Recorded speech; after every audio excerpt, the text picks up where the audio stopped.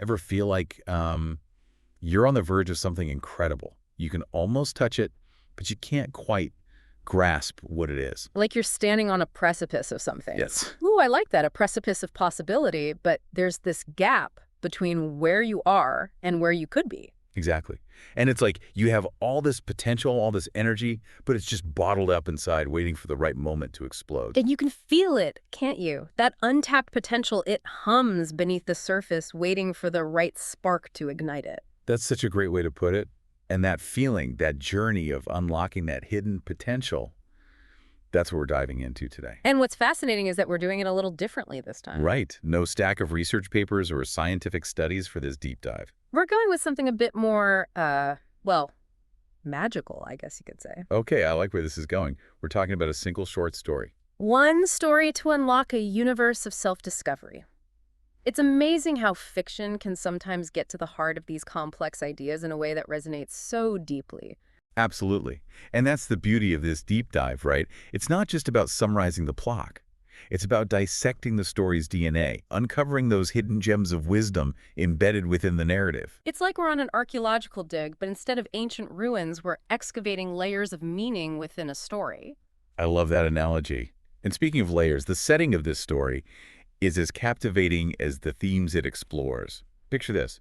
A crumbling, almost forgotten library. A place lost to time with those wonderful old libraries. Yes, with those musty smells and the towering shelves filled with books that probably haven't been touched in decades. Each book holding a universe of its own, whispering forgotten stories and secrets. It's like the library itself is a character, a guardian of forgotten knowledge and untold potential.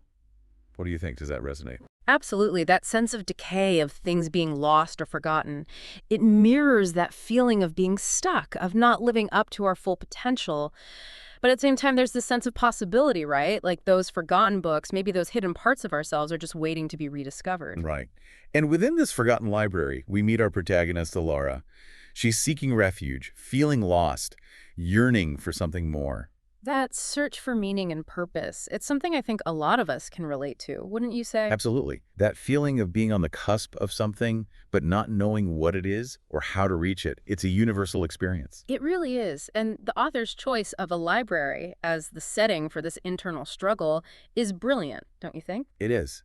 It's not just about the physical books. It's about the stories they contain, the knowledge they represent. It's a place where transformation feels possible. And amidst the dusty shelves and forgotten lore, our protagonist, Elara, she finds something extraordinary. Not just any book, mind you. This isn't your average paperback. No, this is something else entirely. It's described as being bound in indigo leather, with these intricate silver patterns. You can practically feel the chill as she touches it. Like it holds a certain energy, a kind of magic. Precisely. And it's fascinating how these sensory details draw you in, signal that something significant is about to happen. This isn't just some dusty old tome.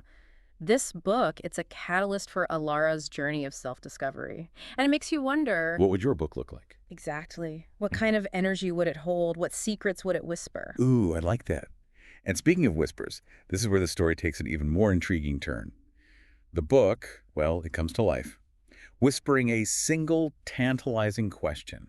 Do you wish to know your secrets? Chills, right? Just thinking about it sends shivers down my spine. But this isn't just about spooky whispers or cheap thrills. No, not at all. This talking book, it's not just a whimsical fantasy element. It's a metaphor for something much deeper. Oh, I'm intrigued. What do you make of it? It's like that inner voice, the one that keeps nudging you, whispering that you're capable of more. Oh, I know that voice. Sometimes I wish I could just hit the snooze button on it. Right. But it's that part of us that yearns to understand our true selves, even if it means confronting those uncomfortable truths we often try to avoid. So it's like this book, this talking book, it's actually a stand-in for introspection, a magical representation of that self-reflection we often resist. Exactly. Instead of some external guide or guru, the story uses this enchanted book to say, hey, the answers you seek are already within you. You just have to be willing to listen. And it's interesting what this book, this symbol of introspection, chooses to reveal as Elara's secrets. Yeah. Right? It's not like we're talking about hidden identities or skeletons in the closet. No, it's much more relatable than that. Exactly. It reveals things like her passion for art, her desire for adventure, even her loneliness. These feel incredibly human, universal even. Right, and I think that's what makes this story so powerful.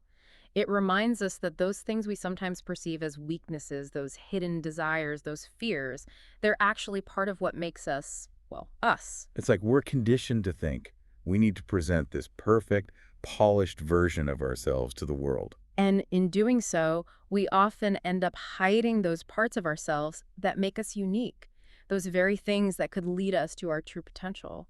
So what this story is suggesting is that real freedom, true self-discovery, it doesn't come from conforming to some external ideal. It comes from embracing the messiness, the complexities, those hidden desires and passions we often try to keep under It's wraps. like those parts of ourselves we try to hide, they're actually our superpowers in disguise. Right. I love that.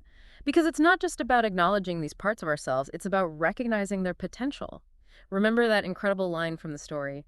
These secrets are not burdens, but the wings that can lift you. Ah, that's a good one. It sends chills down my spine every time I read it. Right. It's like it's suggesting that these hidden desires, these so-called secrets, they're not there to hold us back. They're the key to unlocking a whole new level of being. That's a concept I can get behind. It reminds me of that quote, our deepest fear is not that we are inadequate. Our deepest fear is that we are powerful beyond measure. It's like this story is saying, those things you're hiding, those are your superpowers. Don't be afraid to let them out. Exactly. And that's where the story takes this really interesting turn. Think about Alara's transformation. Before the book, she's seeking escape, feeling lost and uncertain. But after confronting those secrets, those hidden truths about herself, she doesn't want to escape her life anymore. She wants to create it. Oh, I love that. So it's not about denying or suppressing these parts of ourselves, but actually leaning into them. That's a pretty powerful message. Because when we embrace those parts of ourselves that we've been taught to hide, they can become the fuel for incredible growth and change. That makes me think about the author's very deliberate choice to use a book as this catalyst for Alara's transformation. Why a book out of all the things it could have been? That's a great question. What do you think? Why a book? Well, it's like a book is more than just pages and words, you know? Oh, absolutely. It's a vessel. Yeah, a vessel for stories and knowledge and imagination and I don't know, it just feels like it unlocks something within us, doesn't it? It's like a key, you know? It unlocks these new worlds and possibilities that we never even knew existed. And that's exactly what happens to Elara in this story, right? By confronting those hidden parts of herself, she's essentially opening up these new chapters in her own life, would you say? Exactly. The story is telling us we're all authors of our own lives. Oh, I love that. And those hidden desires, those passions, those are the ink with which we write our stories. It's powerful stuff. And the image of her leaving that library, stepping out into the sunset, feeling empowered to write her own story, it's such a perfect ending. But she doesn't leave empty-handed, does she? Oh no, she carries the most valuable lesson with her. The lesson that those secrets, those parts of herself she thought she had to hide, those are actually the things that set her free. And that final line from the book, the world waits your hand.